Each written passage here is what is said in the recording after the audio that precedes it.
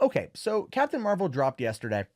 A lot of people have seen it, right? A lot of people went out last night and saw it. $20 million in Thursday night screenings. Disney put this movie in 4,317 cinemas, making it, this is true, the largest amount of movie theaters screens showing a particular movie at any point in time. This is now the number one. It has the widest release in America, is what Captain Marvel has. It beat out 2016's Batman v Superman, which had 4,200 and some odd screens. This beat it by about 100.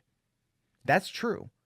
That Disney put this movie in so many auditoriums that it was going to do well regardless, because it basically was your only choice. They're really forcing people's hands to go see this movie this weekend, which does feel like an underhanded tactic in order to get more money. But again, $20 million and generally favorable reviews on Twitter and other elements of social media are still going to do well for this film, even though, in my opinion, at this point, it's become a certified mistake. And I say that because of Rotten Tomatoes here. Now we see that the tomato meter is at 81%. It literally just dropped from 82 to 81 while I was prepping to record this, but we can see that the audience score is 35% with user ratings of 7,167. And here's the thing with that. That was just a couple hours ago over 58,000. Rotten Tomatoes got rid of over 50,000 audience score votes on this movie. Now, here's the thing. With that, for example, we had heard talks leading into it that the Trolls were going to review bomb it. And they've done this for other movies before. They have. That's just true. But they're usually not very many. It might be a couple thousand, but it's never 50,000. There might also be bots that come in and do it as well, because you can write a script for just about anything these days, and that could be a part of it as well. And Rotten Tomatoes, if they view odd activity, are going to go and just remove it, which is what they basically said that they did.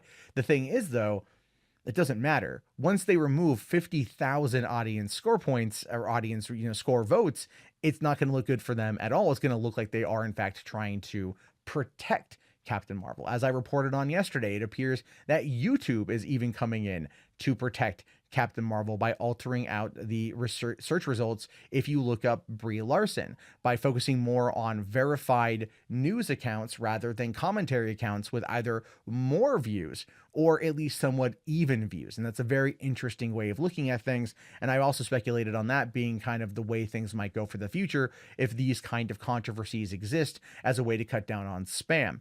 And that's always the problem that these companies have. I will give them credit in the fact that these guys always tend to have problems with, again, bots and fake accounts and raids and things along those lines, and they don't really know what to do about it until it basically boils down to, and this is true, we're seeing this with YouTube and the dislike button, getting rid of it entirely.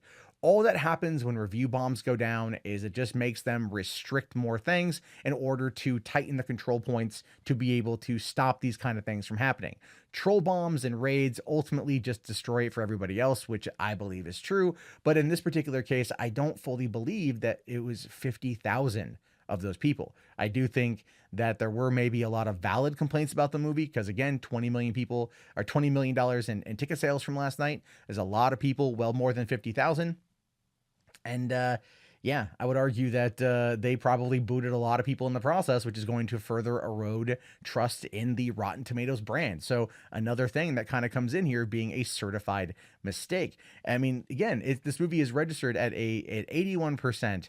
But the way it works here, and this is how it works for Rotten Tomatoes entirely, is that percentage is given to it based upon how many fresh or rotten reviews it gets. Well, in this case, fresh reviews. But the thing is, the critics are the ones that get to select whether it is rotten or it is fresh. They are the ones that get to put that tomato or that rotten splat. They are the ones that get to control the narrative here. It's not so much Rotten Tomatoes itself. Their algorithm, their Metacritic based algorithm, they are the ones that do determine whether or not it gets certified fresh or not over a certain amount of reviews. But they're not the reviewers themselves giving it that score. They can only go off the aggregated data that is submitted. And when I have an associate who goes to the press screening at the world premiere and talks to other press members and comes out and says, these guys don't even want to review it. They don't want to deal with it. They're just, they, a lot of people didn't like it. A lot of people kind of felt it was just not very good, but they don't really want to review it. And then the reviews come out the next day and the reviews are really, really, really good, it really does make you kind of question exactly what's happening here, which leads me to this particular post, or this clip from a Sci-Fi Wire podcast from Danny Roth, where it's just listen to. Everybody in our industry occasionally has to play softball, occasionally has to, look the other way a little bit. Everybody has to do it. Wait, returning what? Like a movie that's in bad, the sense that, or... I hated a movie, but I won't say that I hated the movie, or an actor behaved a sort of way and you don't want to, put it out there that happened. Right, because you might not get the next review, right. next So gig. to some degree, everybody in our industry that is a part of this quote unquote access media has to sort of decide which battles they want to pick. Everybody in our industry, in this quote unquote access media, has to choose which battles they want to fight. As a person who loves the industry, and I've been very open about my love of the industry, as a person who wants to work in the industry, who wants to tell good stories, see good stories told, and have fair coverage on media on all ends. And I raged against the media over their protection of Captain Marvel, and I raged against the people out there that are virtue signaling on behalf of a comment Brie Larson made, and how I'm mad at both sides, and I've been very vocal about this.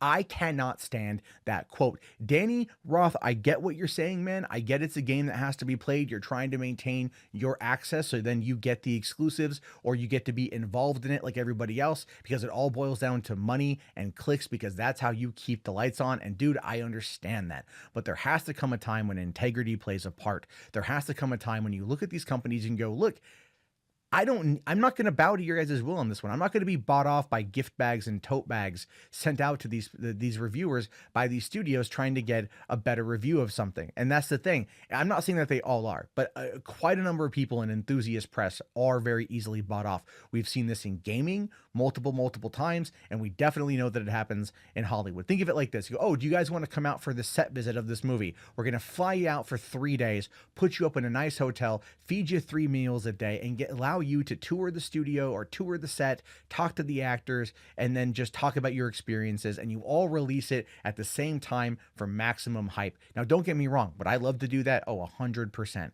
I would love it if they sent me into one of those sets, because I would be not only going in there from just a movie enthusiast perspective, but from a filmmaking perspective, and definitely going in there and like looking whatever I could to glean whatever information I could. And I would love that. So if they ever want to do that, by all means, but I would be fair over my thoughts and my opinions. Yes, do I get hyped up over movies? 100%. But that's just how I am. I'm easily excitable. I like what I like, and that's fine too.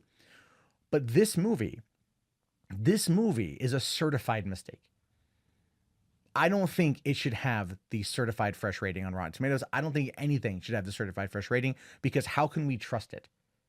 How can we trust that review score? How can we trust that certified fresh when we know that the movie critic who may not like the movie critic that gives it 2.5 out of 4, but still a fresh rating, I'm really questioning their logic based upon the 2.5 out of 4 that gives it a rotten rating, because they are the ones that get to select where that goes.